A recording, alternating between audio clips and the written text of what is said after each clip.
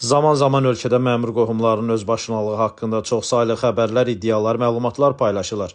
Təəssüflər olsun ki, bəzən qohumlarının kreslosuna güvənən şəxslər Azərbaycanın hüquqi dövlət olduğunu unudurlar. Bu tip məlumatlardan birində də Ədliyyə Naziri Fərid Əhmədovun adı hallanır. Belə ki, adının açıqlanmasını istəməyən xanım şikayətçi üzləşdiyi ciddi qanunsuzluq və özbaşınalıq barədə Azərbaycan Respublikasının Prezidenti İlham Əliyevə açıq müraciət ünvanlayıb. Xanımın iddiasına görə ona məxsus təxmini dəyəri bir neçə 100 min manat olan Mercedes Kalinvagen markalı avtomobil artıq 2 aydan çoxdur ki, qanunsuz olaraq əlindən alınıb.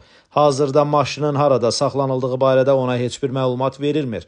İddialarda o da bildirilir ki, bu qanunsuz hərəkətə səbəb kimi qarşı tərəfin Azərbaycan Respublikasının Ədliyyə Naziri Fərid Əhmədovun qohumu, doğma bibisi oğlunun olması göstərilir. Halbuki həmin şəxsin xanıma borcu olduğu bildirilir. Təəssüflər olsun ki, vəzifəsindən sui-istifadə edib məhkəmə proseslərinə müdaxilə faktının olması da problemin həllinə maneə yaradır. Məlumata görə hadisə Bakı şəhərinin mərkəzində Heydər Əliyev sarayının yaxınlığında Binəqədi rayon icra və propasiya şöbəsinin 15 əməkdaşı tərəfindən baş verib. Burada maraqlı məqam ondan ibarətdir ki, maşın yol polis əməkdaşları tərəfindən saxlanılmağı olduğu halda 15 nəfər icra məmurunun iştirakı ilə zorakılıq və kobudluq tətbiq edilərək xanım sürücünün əlindən alınıb.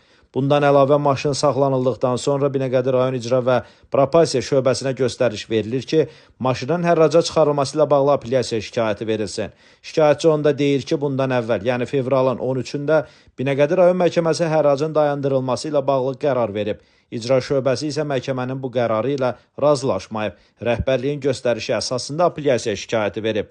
Daha sonra isə maşın alverlə məşğul olan bir neçə şəxs zəng edərək deyiblər ki, nömrənizi icra məmurları verib, maşını satmaq üçün alış-veriş təklif ediblər.